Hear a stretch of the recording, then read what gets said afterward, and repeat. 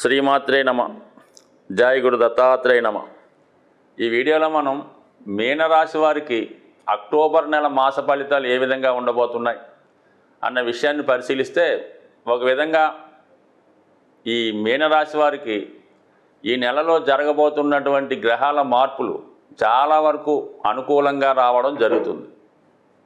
ముఖ్యంగా వీళ్ళకి ఎలా ఉందంటే, ప్రస్తుతం ఈ మీనరాశి వారికి ఏ గ్రహం ఎక్కడికి వచ్చినా, ఎంత అనుకూలించినా దాని యొక్క ఫలితాన్ని జాతకుడు అనుభవించలేకపోతుంటాడు. దానికి ప్రధాన కారణం ఏంటంటే, రాశి అందే రాహుగ్రహ సంచారం జాతకుడిని ఒక విధమైన బలహీనతలకి లోన్ చేస్తుంది. అధిక ఆశ కల్పిస్తూ ఉంటుంది. కొద్దిగా సాంప్రదాయ విరుద్ధంగా, తను ఉన్నటువంటి ప్రాంతానికి విరుద్ధంగా, సంస్కృతి విరుద్ధంగా ప్రవర్తించే విధంగా ఆలోచనలు కలుగుతుంటాయి.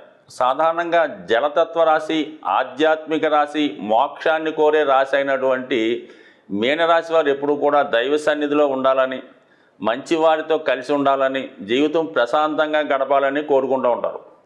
అటువంటి ప్రశాంతంగా స్వర్గధామంలా ఉన్నటువంటి మీనరాశిలోకి రాహు ప్రవేశించడం వల్ల జాతకుడిని చాలా బలహీనతలకి లోన్ చేయడం, అత్యాశకి గురి కావడం, తన యొక్క నడవడికలో, ప్రవర్తనలో మార్పు వచ్చే విధంగా ఆలోచింపజేస్తూ ఉంటాడు. ఈ ఆలోచించడం వల్లే జాతకుడు ప్రతి దాంట్లో కూడా అనుమానాన్ని, వ్యతిరేకతని, తన స్వలాభాన్ని చూడటం మొదలు పెడుతూ ఉంటాడు.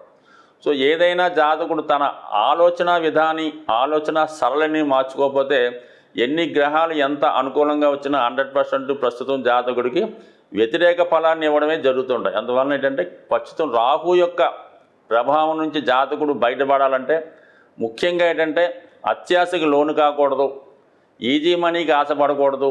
ఎంత కష్టపడ్డామో అంతవరకే మీరు ఆలోచించి దాని యొక్క ప్రతిఫలం తీసుకోవాలి. ఎటువంటి ప్రలోభాలకి లొంగకూడదు.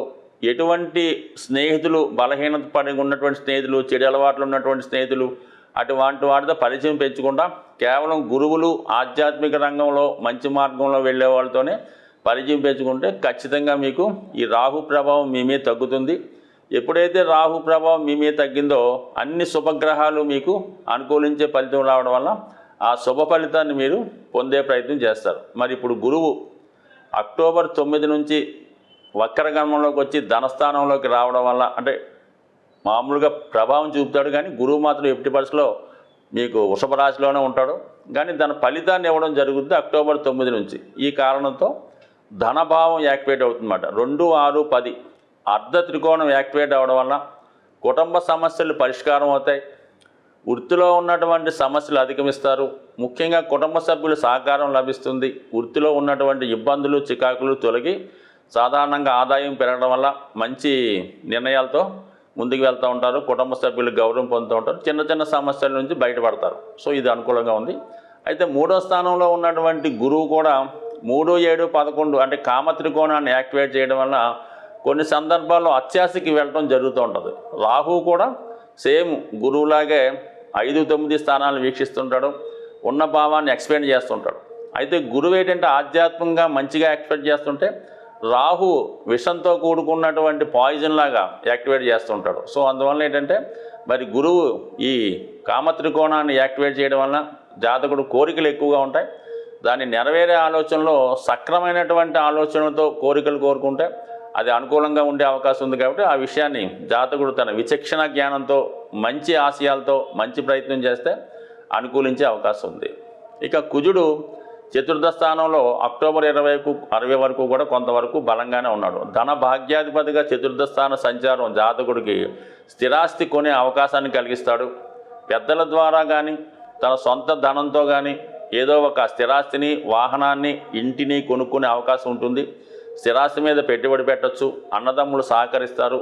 స్థిరాస్తి విషయంలో ఉన్నటువంటి లావాదేవీలు మీకు పరిష్కారం అవుతాయి. మీ అత్తవారి దగ్గర నుంచి కానీ, మీ తండ్రి గారి దగ్గర నుంచి మీకు ఈ సమయంలో స్థిరాస్తి మీ స్వాధీనంలోకి రావడం జరుగుతుంటుంది. కొన్ని సందర్భాల్లో ఇతరుల స్వాధీనంలో ఉన్నటువంటి ఆస్తి కూడా మీ చేతికి రావచ్చు. మరి అక్టోబర్ 20 తర్వాత కుజుడు పంచమ స్థానంలోకి, తన యొక్క బలహీన స్థానమైనటువంటి నీచ స్థానంలోకి రావడం జరుగుతుంది. సో దాన్ని బట్టి ఎప్పుడైతే ధన భాగ్యాధిపతి బలహీనపడ్డాడో కుటుంబ విషయాలు అనుకూలించవు, కుటుంబ సభ్యుల ప్రవర్తన మీకు ఇబ్బందికరంగా ఉంటుంది.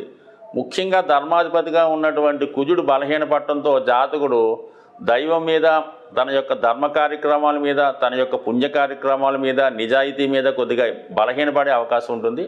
ఎప్పుడైతే భాగ్యస్థానం బలహీనమైందో కుజుడు మళ్ళా రాహు విజృంభించి జాతకుడిని వ్యసనాల వైపు వెళ్ళేలాగా ప్రయత్నం చేస్తుంటాడు. సో ఏదేమైనా ఖచ్చితంగా మరి అక్టోబర్ 20 తర్వాత జాతకుడు కుజుని యొక్క బలం పెంచుకునే ప్రయత్నం చేయాలి. అంటే గురువు బలంగా ఉన్నా, ఏ గ్రహం బలంగా ఉన్నా ముందు ఈ పాప ఫలితాలు అనేవి తొందరగా వచ్చేస్తుంటాయి అన్నమాట. ఒక గ్రహం పాపస్థానంలోకి వచ్చినా, దుస్థానంలోకి వచ్చినా తన యొక్క ఫలితాన్ని ఇమీడియట్గా ఇచ్చేస్తుంటాడు.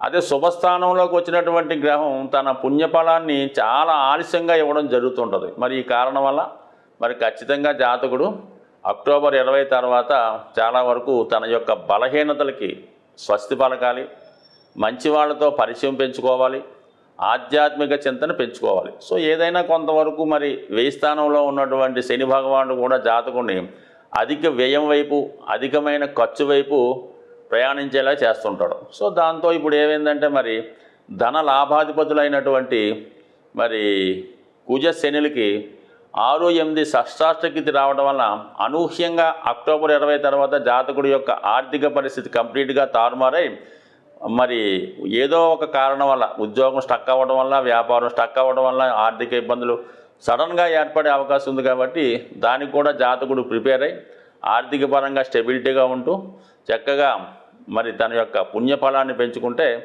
అన్ని రకాల ఇబ్బందుల నుంచి బయటపడే అవకాశం ఉంటుంది. ముఖ్యంగా ఈ నెలలో జాతకులు కుజగ్రహ, రాహుగ్రహ, శనిగ్రహాలకి ఖచ్చితంగా పరిహారం చేసుకోవాల్సిందే.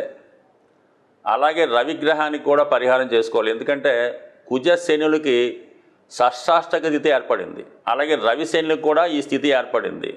మరి ఇవన్నీ స్థితి వల్ల జాతకుడు కొంతవరకు అనూహ్య సంఘటనలు ఏర్పడడం, ప్రభుత్వం ద్వారా వ్యతిరేకత, ఇలాంటి కొన్ని చికాకులు కలిగే సూచనలు ఉన్నాయి. కాబట్టి మరి వీటి నుంచి బయటపడాలంటే సాధారణంగా ఈ అక్టోబర్ నెలలో మనం అనుకుంటున్నాం. కాబట్టి ఏదైనా ప్రతి ఒక్కరికి కూడా ముఖ్యంగా దేవతల యొక్క అనుగ్రహం ఎంత ముఖ్యమో పితృదేవతల యొక్క అనుగ్రహం కూడా అంతే ఇంపార్టెంట్గా ఉంటుంది. మరి అటువంటి పితృదేవతల యొక్క అనుగ్రహాన్ని పొందేవాలనుకున్న వాళ్ళకి మరి ఈ అక్టోబర్ 2వ తారీఖున వస్తున్నటువంటి మహాలయ అమావాస్య అన్నది ఒక సంవత్సరంకి ఒకసారి వచ్చే ఈ రోజునాడు మాత్రం ఖచ్చితంగా అందరూ కూడా అంటే సాధ్యమైనంత వరకు ఈ గ్రహాల పీడలతో ఉన్నవాళ్ళు, కొంతవరకు ఈ పితృదోషాలు, పితృశాపాలు, సర్పదోషాలు ఉన్నట్టు వారికి ఈ మహాలయ అమావాస్య రోజు విధి విధానంగా మీ యొక్క ఆచార వ్యవహారాన్ని అనుసరించి ఏదైనా దేవాలయంలో అక్కడ ఉన్నటువంటి పండితులకి తగు విధమైనటువంటి మరి ఈ బియ్యం మొదలగువి ఇచ్చి వారి యొక్క ఆశీర్వాదం తీసుకోవడం జరుగుతూ ఉంటుంది. అలాగే కొంతవరకు వారికి ఉపయోగపడేటటువంటి అవసరాలకు తగినటువంటి బియ్యం, పప్పులు మొదలగునవి ఇవ్వడం వల్ల మీకు పితృరూపంలో వాళ్ళు సంతోషిస్తారు. అలాగే ముఖ్యంగా మీరు ఎవరినైతే ఉద్దేశించి చేద్దామనుకుంటున్నారో, ఒకవేళ మీ తండ్రి గారు లేదంటే మీ తాతగారు ఎవరు ఉంటారో వారు ఏ వయసులో మరి మీ నుంచి దూరం అయ్యారో ఆ వయసులో ఉన్నవారిని, అంటే ఏ క్యాస్ట్ అయినా పర్లేదు, ఆ వయసులో ఉన్నవారిని ఆ రోజు వీలైతే మీకు కుదిరితే బట్టలు పెట్టచ్చు, కడుపు నిండా భోజనం పెట్టచ్చు. ఈ విధంగా చేయడం వల్ల మరి పితృదేవతల అనుగ్రహం పొందుతారు. అలాగే మరి మీకు ఏదన్నా గోవుకి ఈ విధంగా ఆహారం పెట్టినా కూడా ఆ దోషం నుంచి అంటే వాళ్ళ స్థాయిని బట్టి చేసుకోవాలి తప్ప మరి పెద్దగా చేయగలిగే వాళ్ళు గొప్పగానే చేసుకోవాలి. ఏమాత్రం అవకాశం లేనివారు ఆ రోజు కూడా గడవని వారు ఆ విధంగానే చేసుకోవాలి. చేయటం ఇంపార్టెంట్ తప్ప పెద్దగా చిన్నదన్నది కాదు. కాబట్టి ఇది ఒకటి కంపల్సరీగా చేయండి. అలాగే కంపల్సరీగా ఈ అక్టోబర్ చివరిలో వస్తున్నటువంటి ఇంచుమించుగా 30-31 తారీఖుల్లో వచ్చినటువంటి మరి మాస శివరాత్రి రోజు కూడా ఈ విధి విధానంగా శివుడికి అభిషేకం చేసుకోవడం వల్ల సమస్త దోషాలు తొలగాలంటే సింపుల్గా శివారాధనని మించింది లేదు. ముఖ్యంగా ఇప్పుడు శని వక్రించి ఉన్నాడు కాబట్టి శివునికి మీరు ఆరాధించడం వల్ల గతంలో వచ్చిన ఫలితం కన్నా 100 రెట్లు ఫలితం వచ్చే అవకాశం ఉంది. కాబట్టి మరి అటువంటి శివుణ్ణి మీకు ఏ రోజు ఇష్టమైతే ఆ రోజు పూజించడం వల్ల కూడా ఈ రాహు, శని, కుజ, రవి గ్రహాల దోషాల నుంచి బయటపడే అవకాశం ఉంది. ప్రతిరోజు సూర్య నమస్కారం చేసుకొని నవగ్రహ స్తోత్ర పారాయణ చేయడం వల్ల కూడా గ్రహాల అనుకూలత ఏర్పడే అవకాశం ఉంది. స్వస్తి.